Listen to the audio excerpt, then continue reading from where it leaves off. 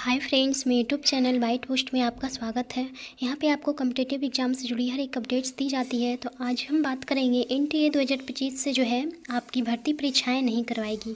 यानी कि एनटीए जो है बहुत सारे एग्ज़ाम्स कंडक्ट करवाती थी, बहुत सी भर्ती परीक्षाएं जो है एनटीए कंडक्ट करवाती थी, लेकिन जो है एनटीए यानी 2025 से आपकी भर्ती परीक्षाएं कंडक्ट नहीं करवाएगी, आपके एग्ज़ाम्स जो है कंडक्ट नहीं करवाएगी। तो कौन कौन से जो एग्ज़ाम्स हैं एनटीए कंडक्ट करवाएगी, तो इसमें हम सारा कुछ जानेंगे। तो वीडियो को एंड तक जरूर से देखिएगा और हम जानेंगे कि एनटीए जो है कौन कौन से एग्ज़ाम कंडक्ट करवाएगी। तो अगर वीडियो अच्छा हो तो एक बार लाइक जरूर से कीजिएगा, चैनल पर नए हैं तो प्लीज़ सब्सक्राइब भी कीजिएगा और अपने फ्रेंड्स को शेयर भी कीजिएगा। तो यहाँ पर देखते हैं इसमें क्या लिखा हुआ है।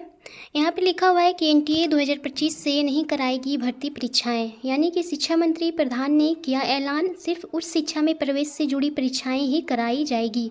यानी कि जो बड़े बड़े एग्जाम्स होते हैं जैसे जेई मेन, सीयूटी कंप्यूटर से होगी। नीट पर अभी फैसला नहीं किया गया है कि कौन जो है उसका एग्ज़ाम कंडक्ट कराएगी। तो यहाँ पर दिया गया है कि और यहाँ पे लिखा हुआ एनटीए पर गठित उच्च अधिकार प्राप्त समिति की सिफारिश पर शिक्षा मंत्रालय ने लिया फैसला।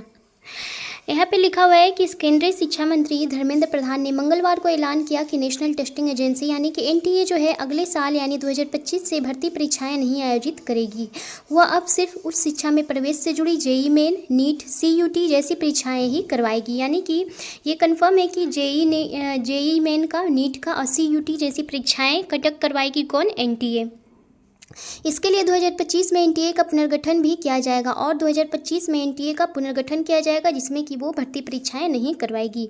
साथ ही एनटीए में स्थायी रूप से नए पद भी सृजित किए जाएंगे। इसमें 10 पद शीर्ष स्तर के हैं। एनटीए में जो है अस्थायी रूप से यानी कि परमानेंट बेसिस पे नए पद जो हैं उसमें सृजित किए जाएंगे। इसमें से 10 पोस्ट जो है यानी 10 पद जो हैं शीर्ष स्तर के होंगे। यह पहल जो है नीट में बड़े स्तर पर मिली गड़बड़ी के बाद इसरो के पूर्व अध्यक्ष डॉक्टर के राधाकृष्णन की अगुवाई में गठित समिति की सिफारिश के बाद की गई।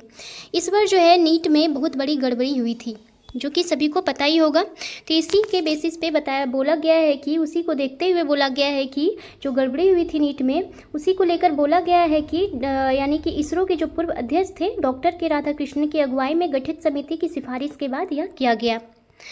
और नीचे लिखा हुआ है समिति ने अपनी यह रिपोर्ट सुप्रीम कोर्ट को अक्टूबर 2024 में सौंपी थी। शिक्षा मंत्री ने बताया कि समिति की सिफारिश पर काम शुरू कर दिया गया है। जो अहम कदम उठाए गए हैं उनके तहत परीक्षा केंद्रों के चयन की प्रक्रिया बदली गई है। अब सिर्फ सरकारी संस्थानों, कॉलेजों व स्कूलों को परीक्षा केंद्र बनाया जाएगा।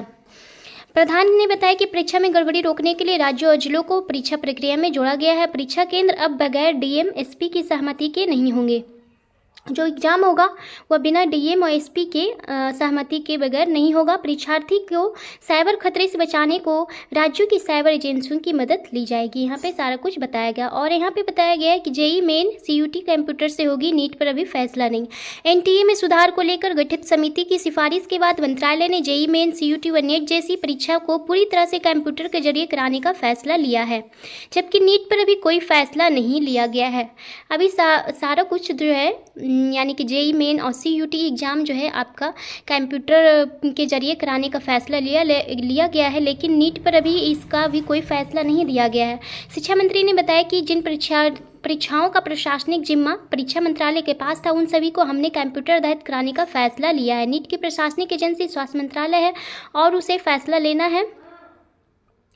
इस संबंध में उनकी 2 बार केंद्रीय स्वास्थ्य मंत्री जेपी नड्डा से चर्चा हो चुकी है। हम नीट भी कंप्यूटर से कराने के लिए तैयार है। नीट जो है पहले कंप्यूटर बेस नहीं होता था। तो यहाँ पे बोला गया है कि हम नीट की परीक्षा भी यानी कि हम नीट भी कंप्यूटर से कराने के लिए तैयार है। मौजूदा समय में नीट पेन, पेपर और ओएमआर मोड में होता है।